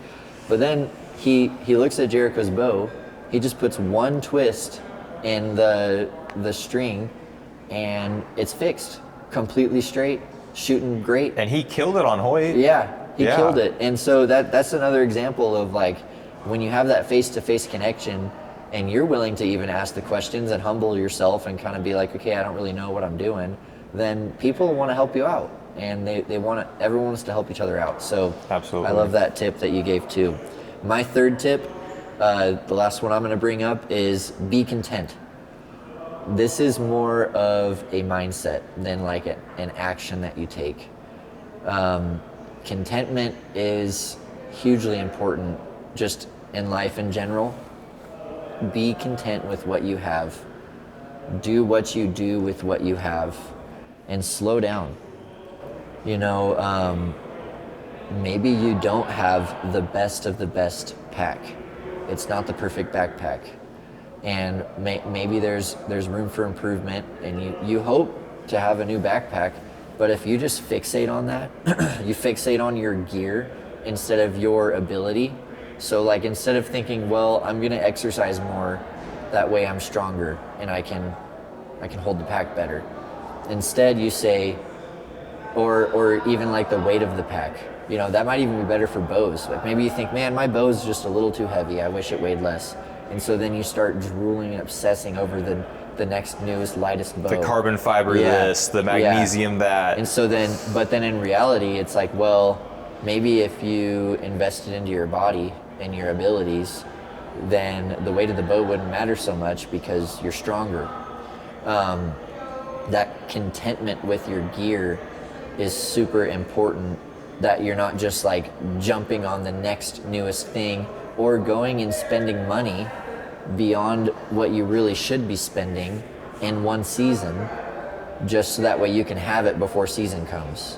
When it's like, if just be content with what you have, be content with your abilities, because the discontent, the feeling like you need to upgrade something that deep down you really don't need to upgrade it, that's what's going to cause you to make those irresponsible purchases and spend the money that you wouldn't really need to spend, because you've like tricked yourself. It's this consumer mindset that as Americans, we're born and trained to be consumers.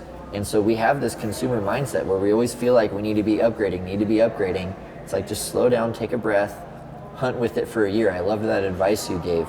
Hunt with it for one season, and then you'll know, and you'll have more time to save up and responsibly upgrade when it is time. As your abilities increase and as you go further and further, you will need to upgrade certain things. Yeah. But don't do it all at once. Be content with what you have and work with it, and don't ever outspend what you responsibly should be spending. And especially for the married guys and the guys with kids, that's when it becomes selfish.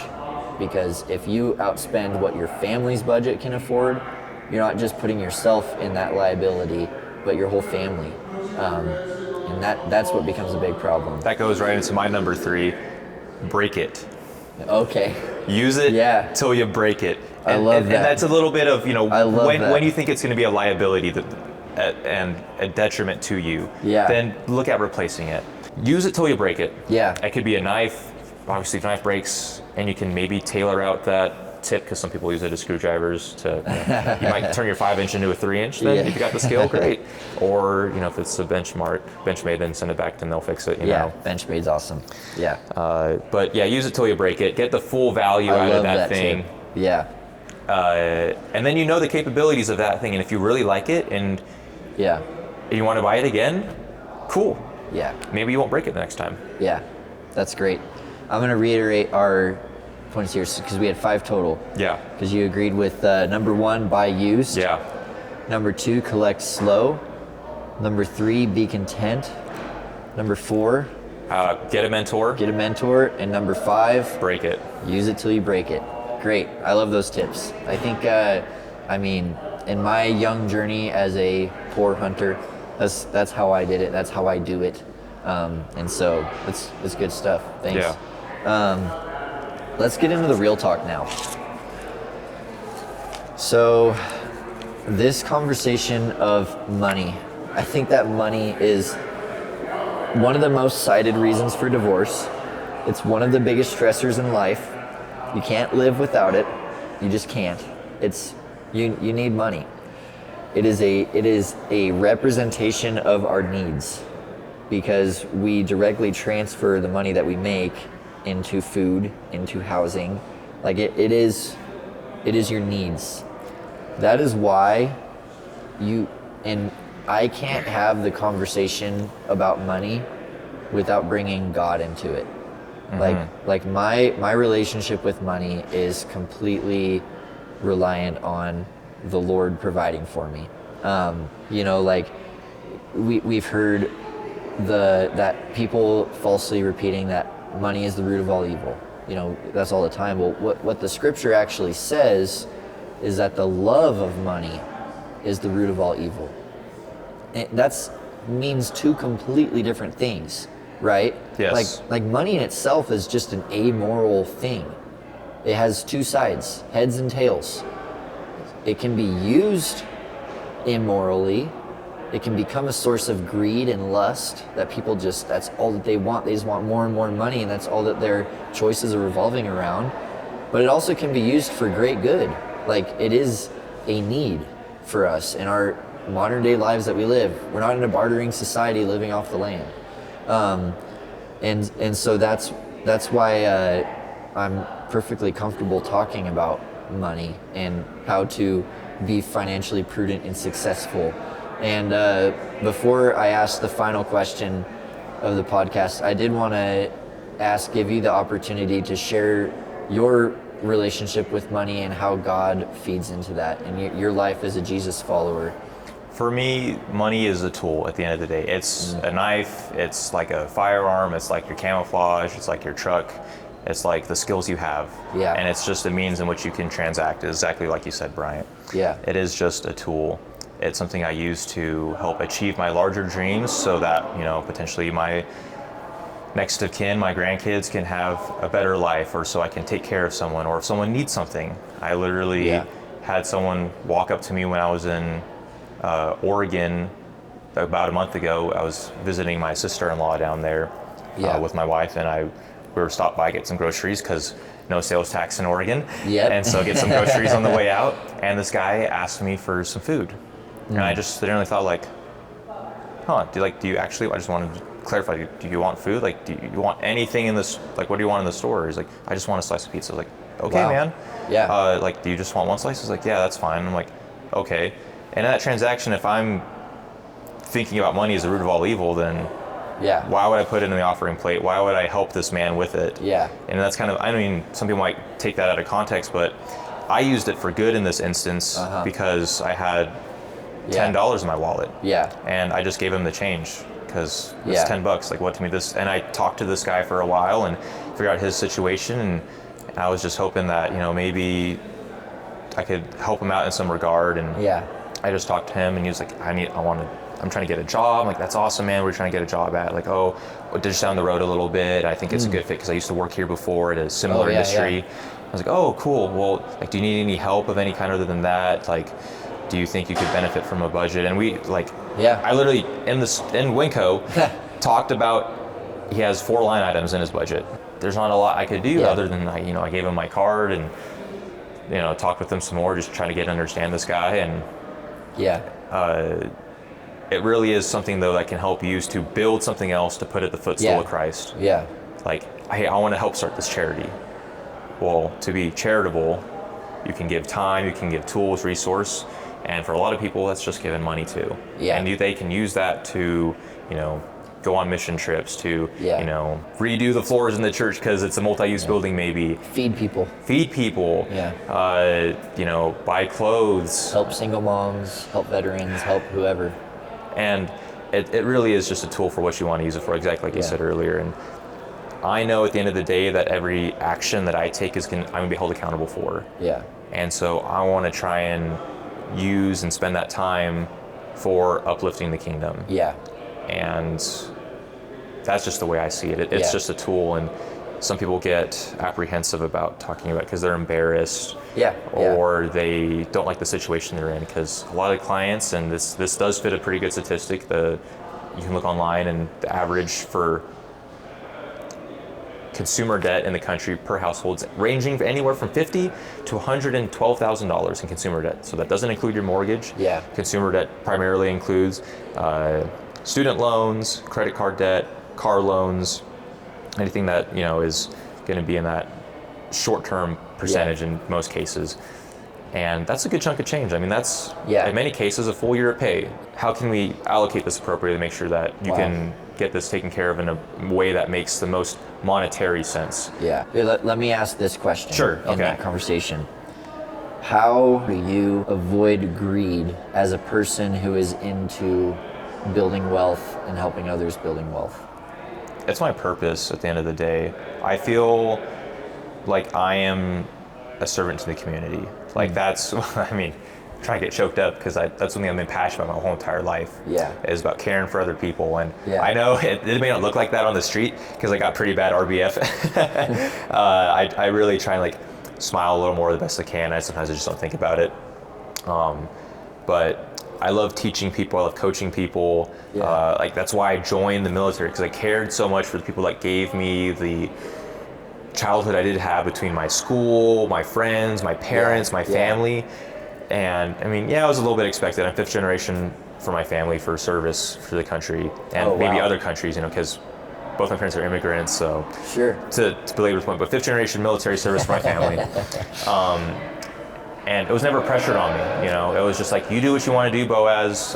Just make sure you think about it, pray about it, and figure out exactly where you need to be. And so, and then the job I picked when I was in there, I mean, it is for the service of the people. I mean, the primary function, in my opinion, as a religious affairs specialist in the U.S. Army, is to honor the fallen.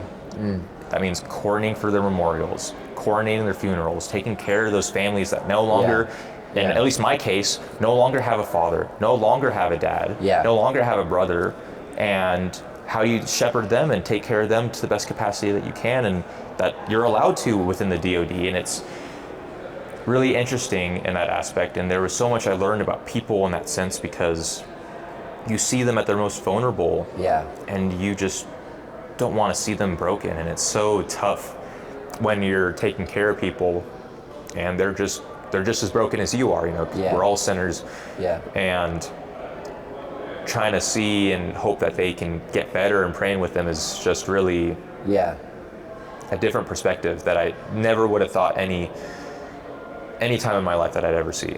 Wow. 47 memorials and funerals I've had to coordinate. Wow. Some of them I really didn't know. Some were in my unit.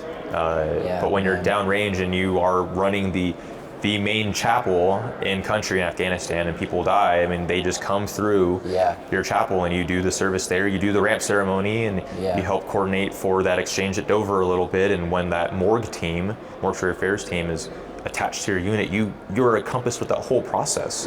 You get to see them and take care of that mortuary affairs team and them processing not only service members but the locals too that pass. That might be collateral or whatever from other engagements outside of the wire. And it's just, you see the broken and you want to help fix it. And for me, the Army really kind of turned that into a little bit more, and like, hey, you, Boaz, can be a really good teacher.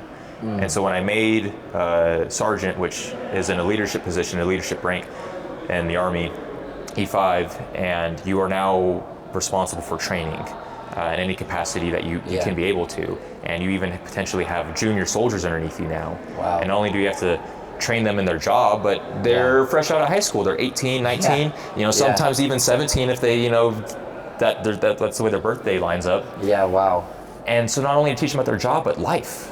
You got to go in and check the room, make sure they're not living in a pigsty, making sure they can, that's crazy. Clean their dishes. Bunch of kids. You're knocking on their door at 4 a.m.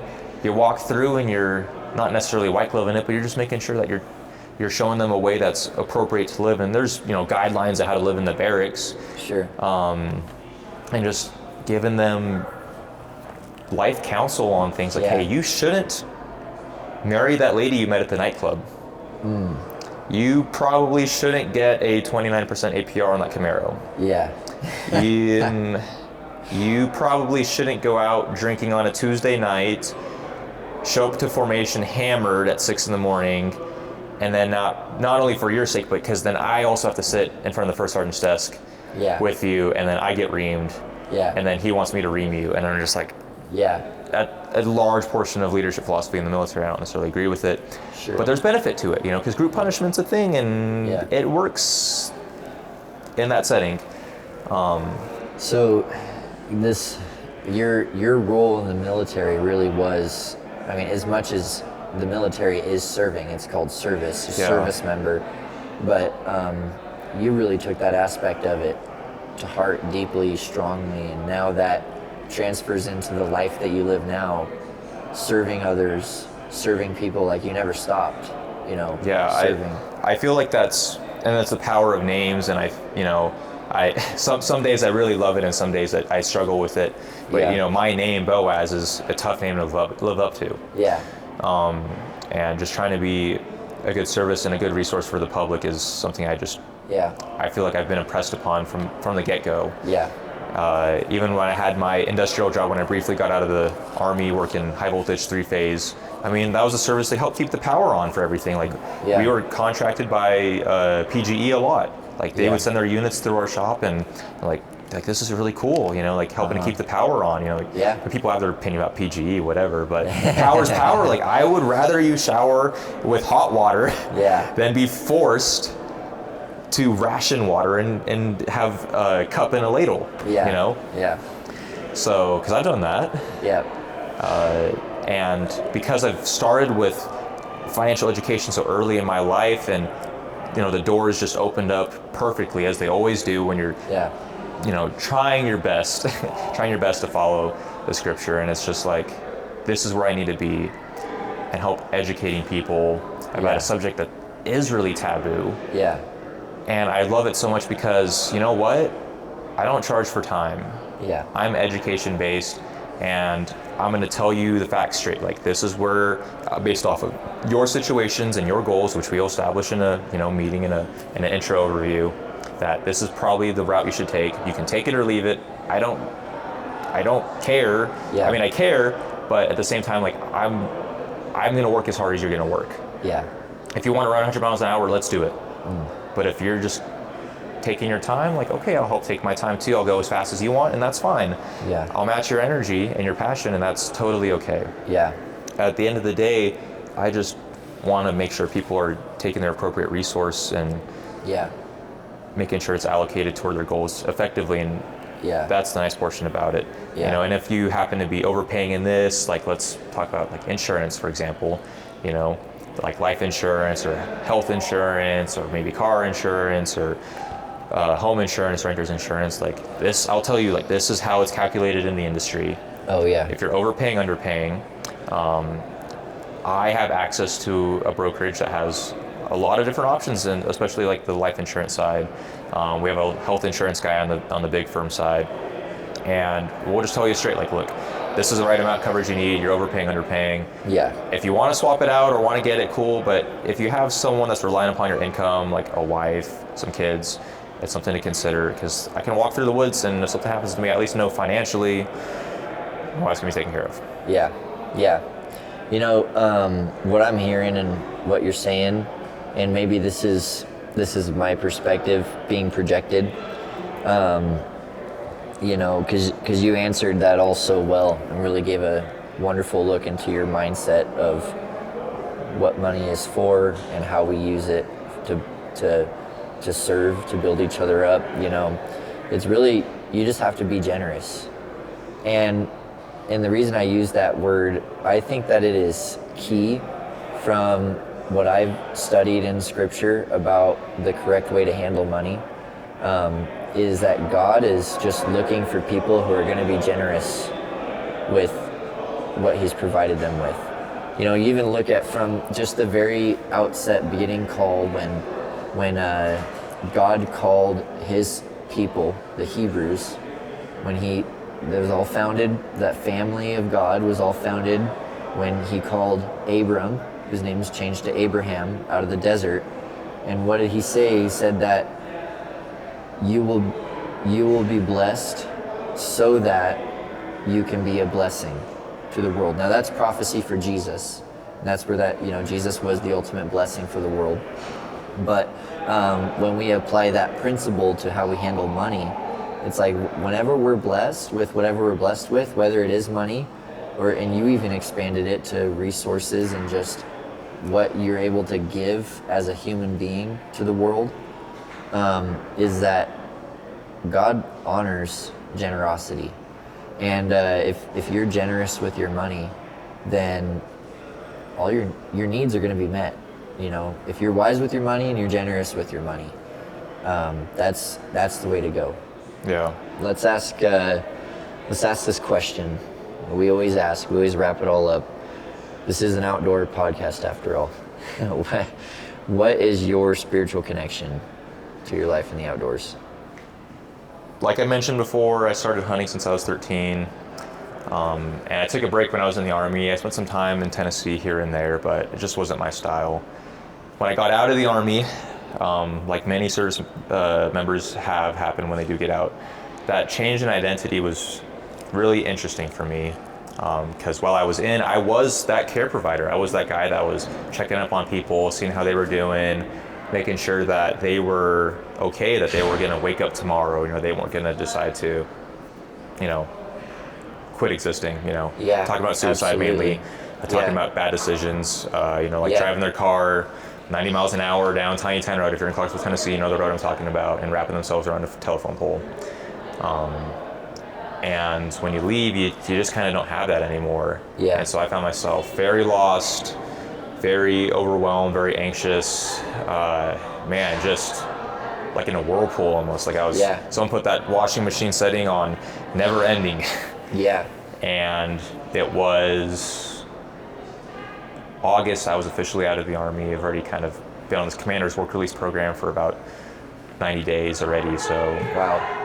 Which was a big blessing. I mean, I got to start working immediately. It was my get out. I had a job, but it was late season archery, and it was cold in that Riderwood unit, and I was just like, man, what do I do? I don't know where this group of cows have been, where I've been pushing them around. Yeah. And I just started like rabbit holing more and more and more, just getting so frustrated with myself. And as I'm sitting on the edge of this meadow that's slightly frosted, I just kind of look up and I see the sun creeping through the trees finally, and I feel the warmth, and it felt more than the warmth like it normally does. And I just took in that moment, and it just somehow had the strength to collect myself. And at that point I knew it wasn't just me anymore, and it was like, man, this is a feeling I haven't felt in a long time. Yeah. Before my first deployment, this is back when I was 19. This is 2018 now, so I was 19. Yeah. It was 2018. That's when I gave myself to the Lord. At that point, I was like, man. And it's cliche, right? But I'll laugh about it. Before your first deployment, you gave yourself, Christ, take the wheel, and I just can't do this without myself. Yeah. And then at that point, I just felt so lost. And fast forward. Sure. And I felt that same instance again, that same position. I was like, man, if I stray too far, take the wheel again. Yeah. And that kind of just helped rehone a lot of things. And it was in that little weird meadow that I walked by almost every morning trying to get to the spots where I wanted to go through. It was because it's a nice little place. And I was just like, other people need to be out here. There's other people that need this comfort of, of solitude. Yeah. Of being in the greatest creation that you can be a part of, in my opinion. Yeah. I think being out in the woods is borderline better than being in an EPU. Yeah. I like going to church. I love it. I love the community, the resource, and the support that you do have. But for me, being out in the woods is something par none. That's where I feel the most connected with the Spirit. That's where I feel the most connected with my ability to, I don't even know. It's articulable for me. Sure. Yeah. And I just want other people to have that same experience. Yeah. Because I know that it's a really, what's the word I'm looking for? The world today is so distracting. Yeah. You know, you pick up your phone and you have infinite resources at your phone. Yes. Yeah. And they're all calling in from different angles. Like, do this, do that, whatever it might be. And out here, I mean, shoot. I put my phone on airplane. Well, I put location on because I got Onyx to keep me safe. And you know what? It feels like the Onyx I need for my spirit was reconnected that day. Yeah. If I want to make that metaphor, I guess. It's a great metaphor. I love it. No one's done that yet. That's great. Yeah, that's good. And so, I don't know, man. I know sometimes it seems like I might like misarticulate a word or whatever, and I'll blame that to having 5 languages in the household growing up. Sure. But you're good, man. I think it all works out at the same time, and I feel like the point was made. Absolutely, man. Thank you so much for sharing that too. I think that people are going to find encouragement from that. They're going to hear that. They're going to relate to it. Maybe they're going to be challenged by the money stuff, but just wrapping it all back to the simple fact that we are creatures in the world created by a loving creator who just wants us to know him. Amen. And who's going to guide us back when we go astray, bring us back into the fold, bring us back to him. And man, one of the best ways is to just strip it all away, all the distractions, just bring it back to him, back to the basics, just you and God out in the wild places, just you and him, and then build it back from there, and I'll never say, or I guess, let me rephrase that. I'll always say that we can't do it alone. We need each other. We need the church, and the way that we are a part of the church is to be a part of a church. Yes. But it starts between you and God in the woods, and it continues on between you and God in the woods, because you can't just keep having those mountaintop experiences every 5 years. It's a repetitive thing, and that's every time we're out there, our attention is tuned to him, right? Yeah. And we're just in awe. We're pursuing a craft. We're pursuing those animals. We're in our element, and we're just in awe of who he is, and we're seeking his presence. Yeah. So thanks, man, so much for sharing all that. Thank you for being on the podcast, for reaching out. I'm super happy to learn about and hear everything that you're doing with Financially Outdoors. Can you let everyone know how they can get a hold of you, and maybe specifically what services they might ask for you for, and then also where they can follow you on social media? Yeah. So the benefit that I provide to the community really is holistic financial services, meaning that if you have any questions about budgeting, you got some debt you don't like, maybe like I mentioned earlier, you're overpaying on insurance, I'll just tell you straight.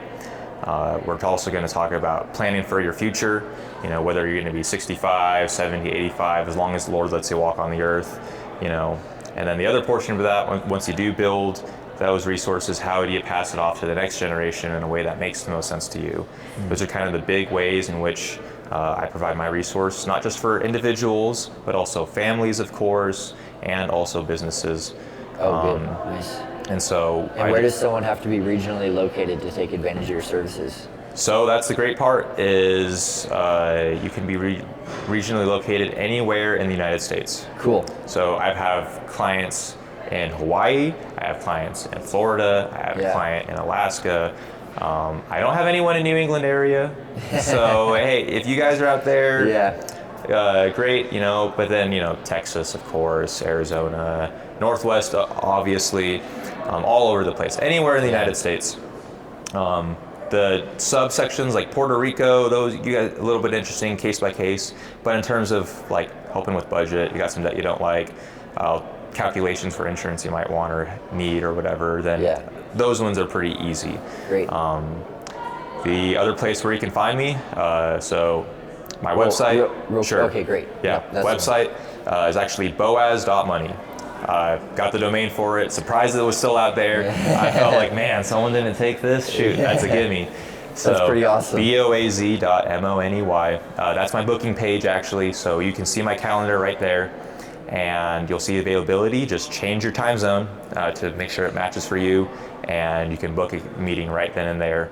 And again, it's education based. If I happen to make money, great, it's an incidental, but I am just trying to be a resource for you. If I do make something, I'm probably plundering an Egyptian company anyway. You can find me on the socials, Financially Outdoors, that simple. I think my Instagram is actually financially.outdoors, but everything else is Financially Outdoors. Great. Awesome, man. Well, I really hope someone listening to this is going to reach out and, get to know you a little bit and see how you can help them out. Yeah, definitely. Appreciate everything you're doing. Appreciate you being here and helping with the Northwest Mountain Challenge, and it was great to get to know you even more. So to everyone listening, thank you for listening. Have a good day. Thanks, Brian. Bye, everyone. All right, we did it, man.